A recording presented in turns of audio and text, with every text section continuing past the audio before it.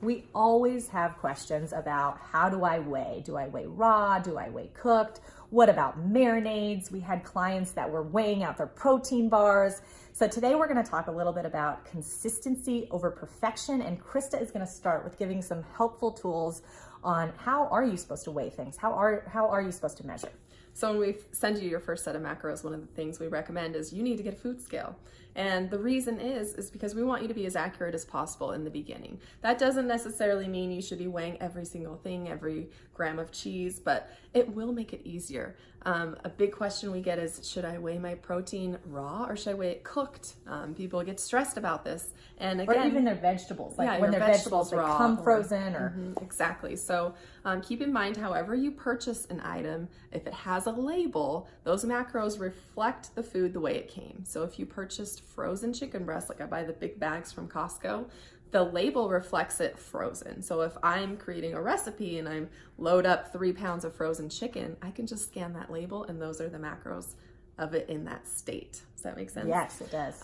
If you have raw chicken breast and you're creating a recipe or you're just making dinner for your family using that, you can weigh it on the scale and log it in MyFitnessPal as raw chicken breast. Just search for that in MyFitnessPal under raw weight and grams or ounces or whatever it is. Maybe your husband cooked dinner and he made a bunch of chicken and he didn't tell you what the raw weight was. Don't panic. No. You can just search in MyFitnessPal for cooked chicken breast. First, give your husband a big kiss for cooking you all that protein. Exactly. But don't stress about those things. The reality is it's not going to make a huge difference.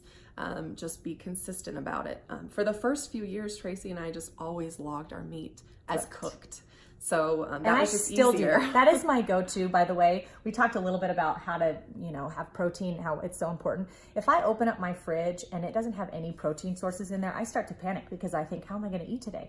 So one of my go-to things is I will make shredded pork or shredded chicken. I'll just put a bunch of chicken breasts and dump salsa on top of it.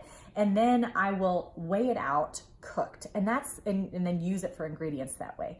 So to me, that was just easy. It was something that I could do consistently and I wasn't freaking out about the technicalities of how much did this weigh raw and, what about the salsa that I put on top of my chicken?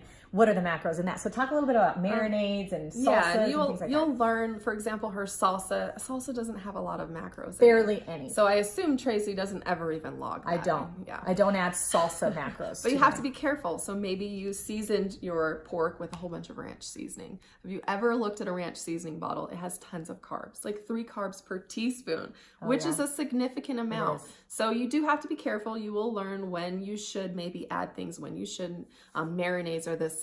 Maybe you're using a marinade that has hardly any macros. Don't stress about logging it. Or you can just add in, a teaspoon of olive oil to the portion that you're having. You know that, and when I cook vegetables, I do this a lot of times too. I'll pour some like olive oil in a bowl and then get my paintbrush and I'm using it very sparingly on my vegetables.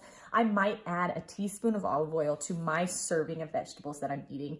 And I don't stress about it. So we don't want this to become burdensome. Again, we had women that were like weighing slices of bread, and your bread comes with a nutrition label, and taking it to that extreme, and we say this a lot, taking any of this process to that extreme makes it unsustainable, we think. We want this to be something that you can practically do without feeling like a lunatic.